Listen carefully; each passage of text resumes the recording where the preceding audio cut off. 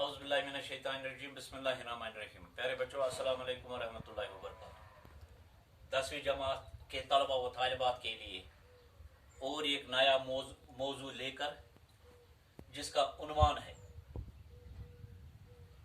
इक्तिबास का महासल।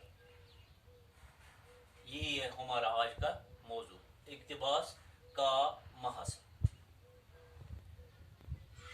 मैंने आपको दास्तान पढ़ाया, उसी में मैंने एक इक्तिबास निकाला, क्योंकि इक्तिबास ये सयाक व सबाक के साथ मुसन्निफ का हवाला देकर दर्ज दर्ज पैराग्राफ का महासल लिखिए। ये एक सवाल होता है, एक क्वेश्चन आता है, एक सवाल आता है, इम्तिहान में पूछा जाता है। तो इसी लिहाज से मैंने ये एक बहुत ही क्या कहता है ज़रूरी इक्तिबास है, जिस इसी का आज हम महासल करेंगे। देखिए, पहले मैं ये पढ़ूंगा, ये इक्तिबास है, फिर इसका महासल करेंगे। अक्सर वुचन आमुत ये तौर इक्तिबास क्वेश्चन इक्तिबास लड़के योर वापस ती लिखान ना, बल्कि इसका महासल करना है। महासल का लफ्जी माने है क्या कहते हैं उसे, महासल का जो हासिल हुआ, जो ये लिखेंगे है, जो हासिल हुआ हो, या लिखो नतीजा।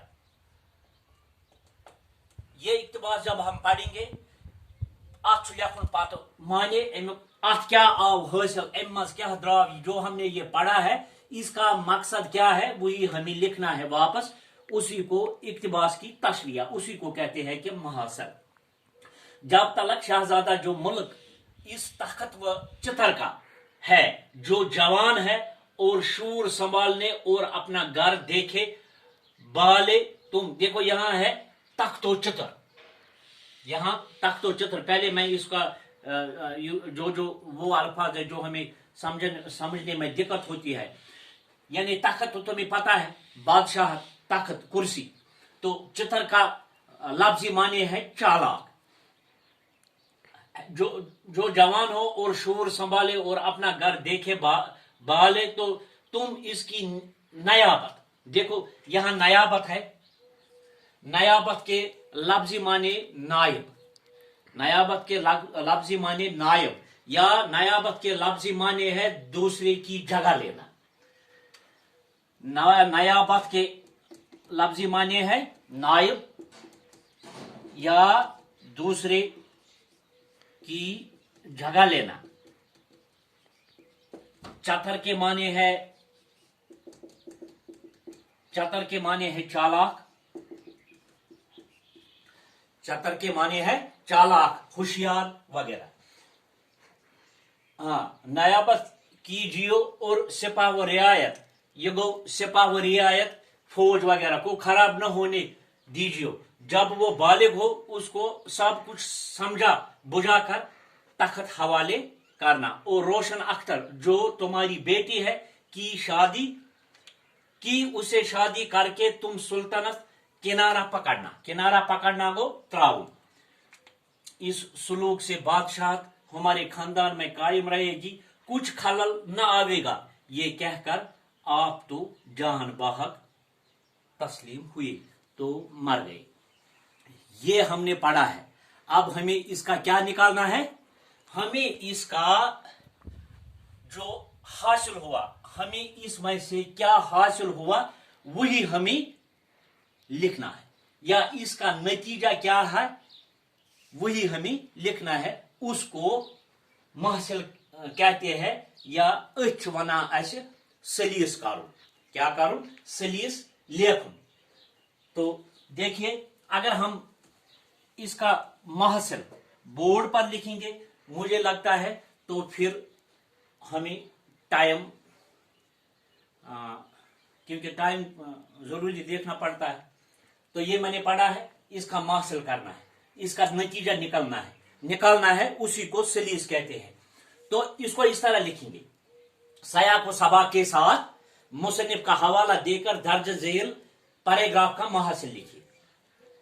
सबसे पहले लिखेंगे یہ اقتباس میر امن دہلوی کی کتاب باغ و بہار سے لیے گئے قصے سیر چوتھے درویش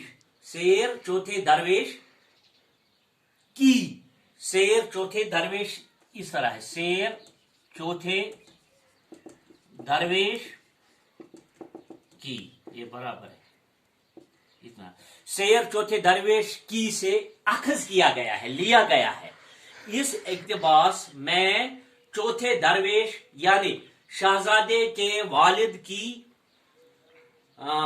وہ وصیت بیان کی گئی ہے جو اس نے مرتے وقت اپنے بھائی سے کی تھی۔ اس نثری ٹکڑے میں شہزادے کا والد اپنے چھوٹے بھائی سے کہہ رہا ہے کہ شہزادہ ابھی نابالغ ہے، یعنی کم سن ہے، جب تک کہ وہ جوان ہو جائے اور پھر اپنی چھوٹی بیٹی روشن اختر کی شادی اس سے کر دینا تاکہ بادشاہت ہمارے ہی خاندان میں باقی رہے۔ اس وصیت کے ساتھ ہی بادشاہ اس دنیا سے رخصت ہو جاتا ہے۔ میں نے کس طرح یہ پڑھایا ہے، آپ یہاں بورڈ پر لکھا ہے کہ تہ کرو پانے فکری یت مز کیا لکھت، پتہ اسہ امیک محاصل کرن، امیک کیا کرن، امیک نتیجہ کیا اصلی یمیک پیراہس مز یہ لکھت امہ پیراہس مز یہ لکھمت مصنفن تم سن مقصد کیا وہی لکھنا ہے، اسی کو کہتے ہیں حاصل ہوا۔ حاصل اقتباس کا حاصل یعنی اقتباس سے کیا حاصل ہوا، نتیجہ ہوا، یہ تو اسی کو سلیس کہتے ہیں، اسی کو سلیس کرنا کہتے ہیں۔ انشاءاللہ الرحمن کل اور ایک موضوع لے کر آپ کے سامنے حاضر ہو جائیں گے۔ باقی شکریہ۔